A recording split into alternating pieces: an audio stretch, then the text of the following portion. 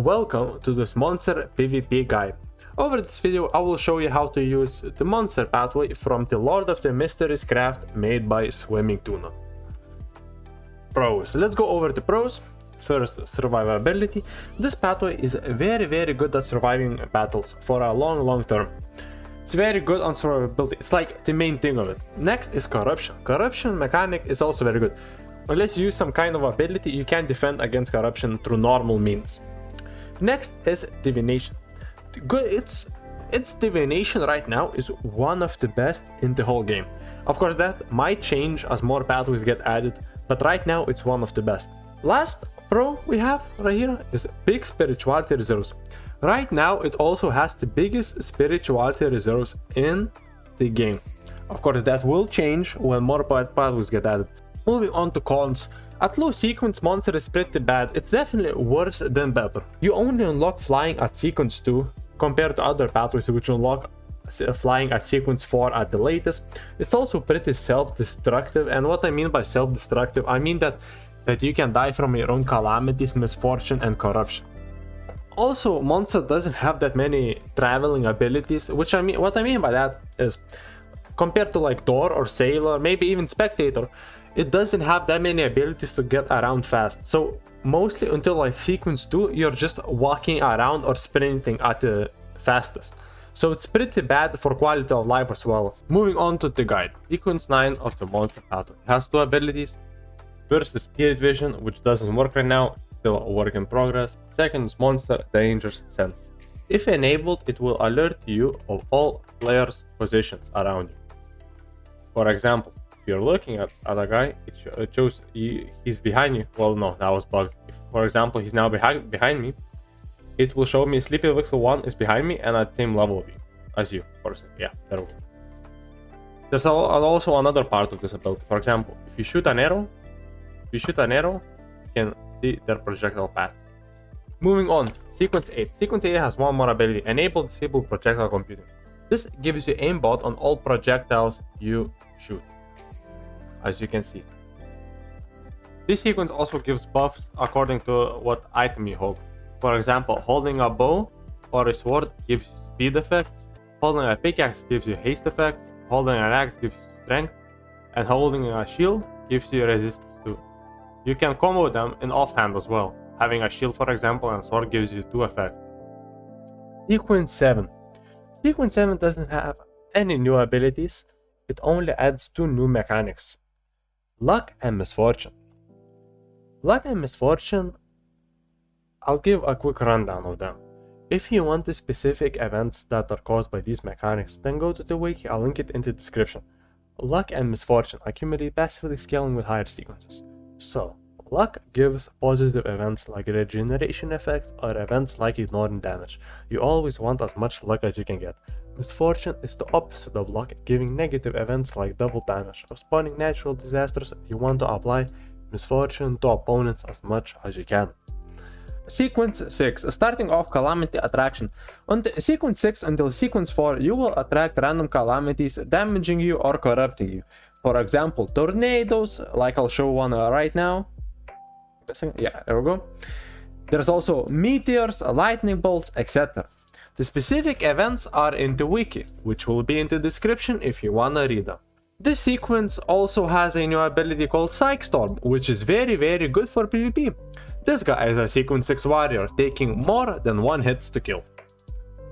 Warrior is pretty tanky, as you can see. Most of the time it would just take 1 or 2 hits. Sequence 5. I forgot to mention this, but you can see other players' luck and misfortune. Top right, as you can see. Anyway, let's move on to sequence 5 abilities. First up is luck gifting. You can now gift your own luck to other players using luck gifting. I don't have enough luck right now, but you get the idea. As you see, it won't work right now because I don't have enough luck, but you get the general idea. Next is misfortune bestowal. You can give misfortune to other players. It's about 52. It also takes away some of your own. The best part of sequence 5 is luck manipulation. By exchanging a certain amount of luck, you can get effects or events. For example, regeneration, as I'm showing you right now. There's also diamonds you can get for that, and so on. The best two you should focus on for PvP is half damage and ignore next damage. Both can stack on infinitely, except ignore damage. It sadly does have a limit. The limit increases by scaling with sequences. At sequence 5, you can also see your own prophecies on the top right. Sequence 4. We are finally moving on to high sequences. First up is enable disable calamity. This lets you disable the calamity attraction you had from sequence 6. Not let tornadoes and meteors spawn on you anymore. Next is luck channeling. This lets you store luck for later use. I'll give myself a glass bottle real quick. Yeah. Then place it into offhand, right click it, and you can store luck. You can save up large amount of luck and use it in a battle later on. Next is domain of decay. This domain is bugged right now, so it doesn't work as intended. So I'm just going to show the opposite of this domain, called domain of providence. So placing it down, it gives positive effects like regeneration, saturation, haste 2, speed 2, etc. You can also increase the radius of this domain by shifting before placing it. Let me give an example real quick. As you can see. However, the bigger the radius is, the weaker the effects are. Last is misfortune manipulation. Misfortune manipulation lets you spawn misfortune events on entities. For example, selecting a tornado with left click. There we go. Right clicking on entity spawns a tornado. Same goes for a lightning storm, lightning bolt. You get the idea. The best is, I would say, for damage is tornado and unequipped armor for PvP. If you can make them unequipped their armor and maybe use something like Psych Storm, you can do quite a bit of damage. For example, unequipped armor and Psych Storm. Of course, this guy doesn't have any armor, but you get the idea for PvP.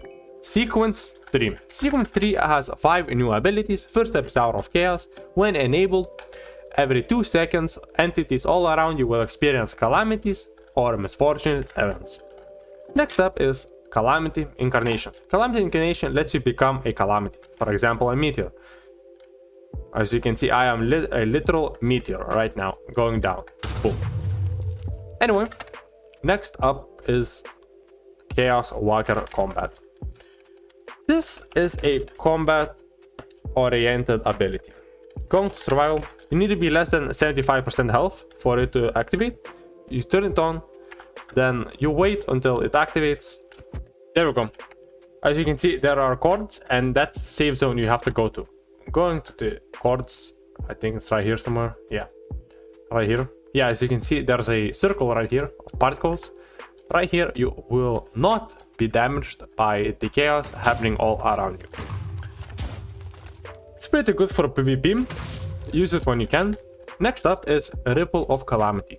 Ripple of Calamity is pretty straightforward. You get hit and the attacker gets bombarded with calamities or misfortune events. As you can see, Slime's got poison. This got flame, the burning, hit again, he dies, hit again, lightning all around you. You get the point. Use it for PvP when you can. It's pretty self-explanatory.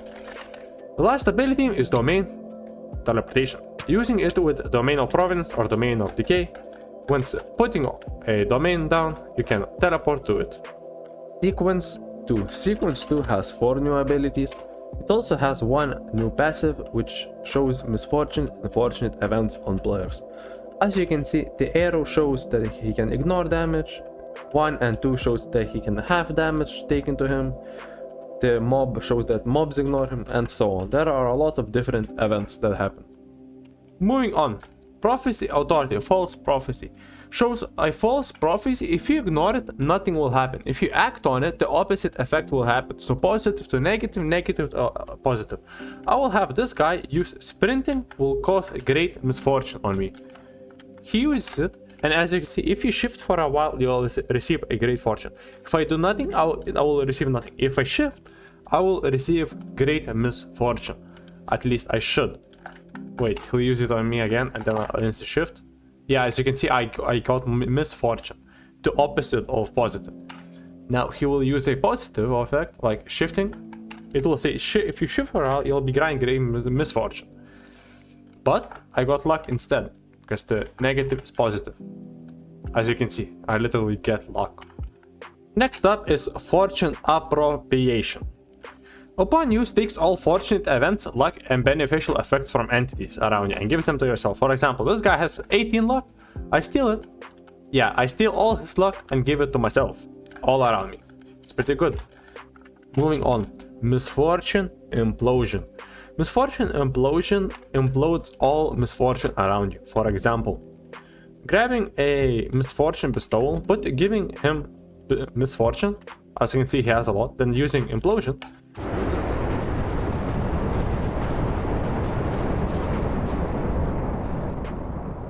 It pretty much... Wait, give it a second.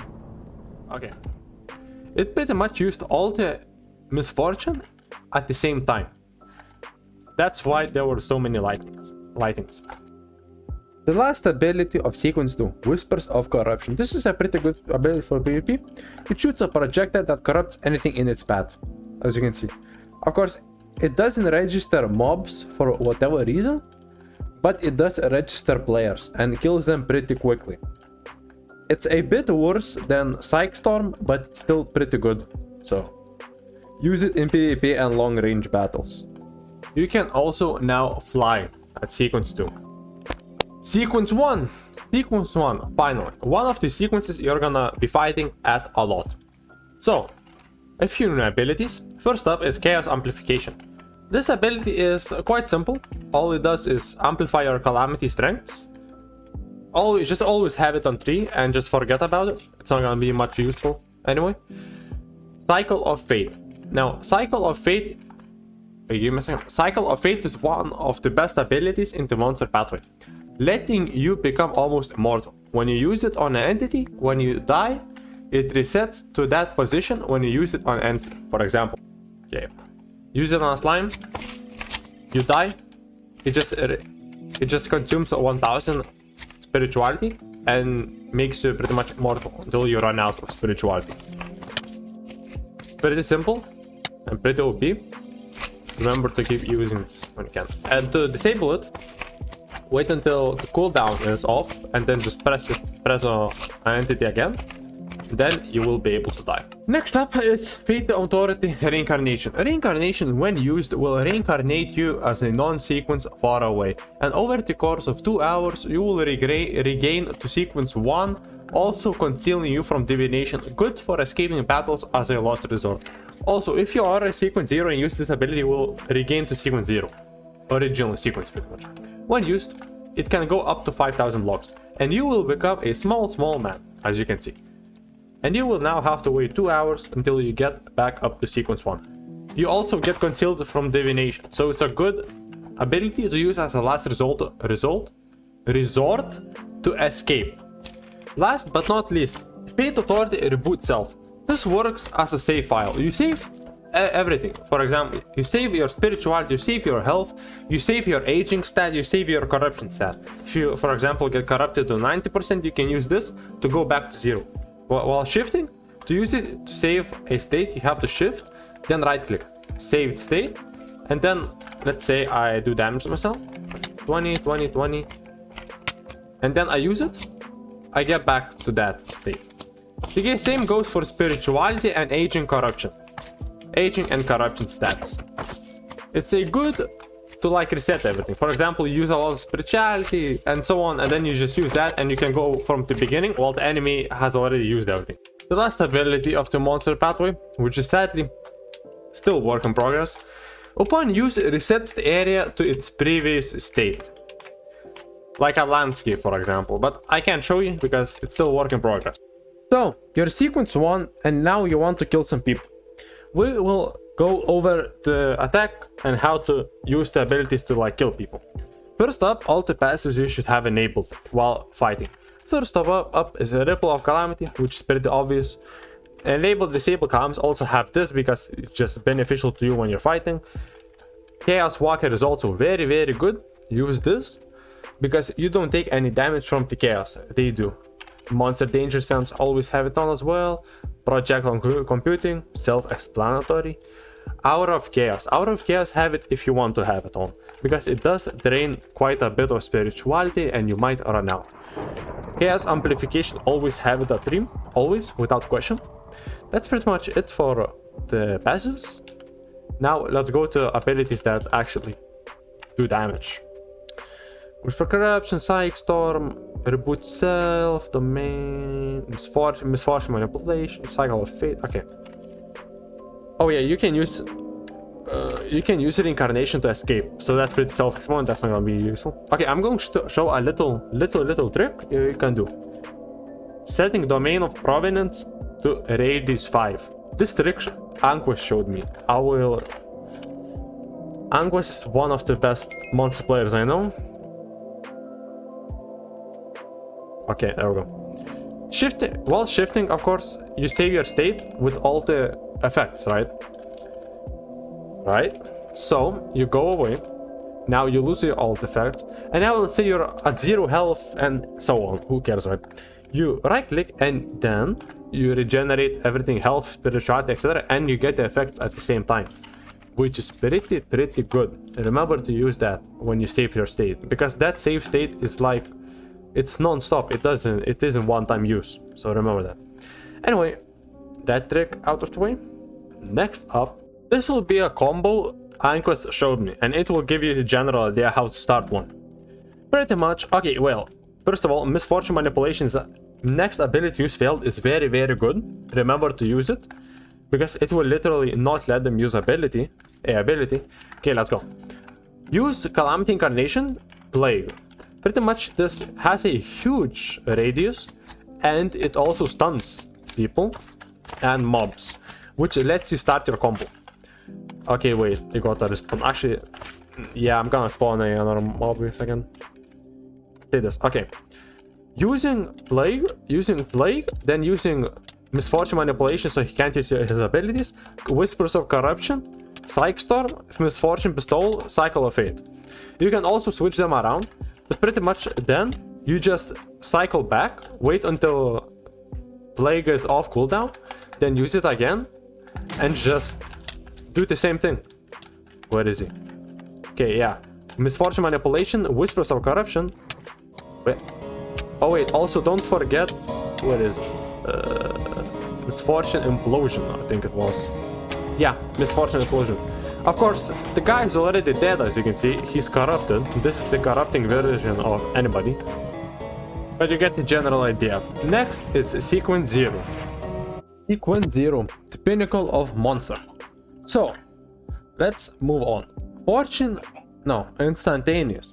Upon use, if clicked on an entity, causes all their fortune events to occur at once. If not, causes them to occur to all entities around you.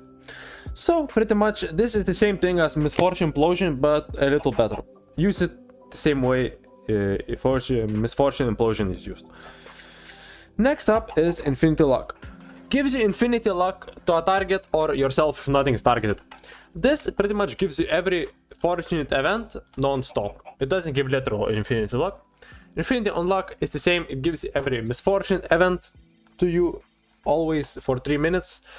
World Fortune. Upon use, increases the chances of fortunate events occurring to everything by the chosen amount. It goes up to 5. So using this will pretty much increase the luck gain and misfortune gain by 5. I actually don't really know how this works, but I think it works like increasing luck and events. Same with World Misfortune, but just for misfortune instead of luck. Misfortune Granting. Upon use on a target or typing a player's name in chat, gives them all misfortune cataclysm events. Use on air to give all non-allies around you all the misfortune events. Use while shifting. For example, using it, it will give all misfortunate events to people around you. Entities around you, as you can see. They have every misfortunate event that they could have. And they have a lot. If I spam this, it should be a lot more. Yeah, even myself, as you can see. Yeah. Same goes for Fortune Granting. It's the same thing like Misfortune Granting, but it gives fortunate events instead of misfortunate events. Yep, okay. Misfortune events work on them. Wow. Anyway, there's one more called wipe. Upon use, if clicked on an entity, causes all their fortunate and misfortune events to disappear. If not, cause them to disappear to all entities around you. Pretty much it removes all fortunate and unfortunate events from entities. As you saw, he had, for example, a lot of prophecies. Now he doesn't because I used wipe. That's pretty much it for sequence 0. So, your sequence 0, finally, right? The pinnacle of monster. So, how can you use these abilities to your advantage? Well, I'll show you. Infinity luck is added because after those 3 minutes, you're very vulnerable because no luck abilities or dodges will work. Like ignore damage, they will just not work after those 3 minutes for a bit. So you're very vulnerable. So unless you can finish the fight in 3 minutes, do not use this. Unluck is very overpowered because every second... Okay, think of it this way. Every second, every misfortunate event is being applied to a target, right? So an ability fail is a misfortunate event. So every second they get a ability failed. So they can never use their abilities for 3 minutes. This is very OP. I will show you why in a second. Wipe as well. I'll show you another trick with this. Okay, first wipe. Let's go over wipe. Wipe wipes all fortunate and unfortunate events around you. So you can absolutely fuck monster pathways. Imagine a sequence 1 who grinded up all luck and you just wipe all his luck right there. He's dead. He's pretty much dead to you. He can't do anything. So that's pretty OP. Keep this in the back of your head always. So you want to know how to use infinity luck in a combo, right? So it's pretty much the same combo. Pretty much the same combo. A plague for stun, using plague for stun, then using instead of misfortune manipulation, use infinity unlock because it does misfortune manipulation automatically for 3 minutes. Where am I, bro? Where is he? Okay, let's see. Misfortune manipulation, you use it on him. Then you use some Whispers Corruption, Psych Stun, whatever you want. Misfortune Bestowal as well. No, actually, Misfortune Bestowal is useless because he's already getting Misfortune. You can, however, use Misfortune Explosion. He will take quite a bit. Okay, he doesn't take a lot of damage because of physical armor, but you get the idea. You continue using Plague, Whispers of Corruption, and Psych Storm until he gets corrupted. Yep. There we go. Also, use World Fortune and World Misfortune. Always have them at 5. Because that will always benefit you. I forgot to mention this, but at sequence 0, you unlock another misfortune manipulation called Gravity Press. You can use this. For example, a player is flying around. You press this on a player and they will be pushed to the ground. And combined with Blake, they will be immobile, totally immobile. Which that means they cannot move at all. Then you use Infinity Unlock, Whispers of Corruption, Psych Storm, Cycle of Fate to not die, and you know the usual, and then you just repeat. Of course, you ignore the Cycle of Fate because you do not need to press it again, but you get the idea. That's it for Monster Pathway. Have a great rest of your day.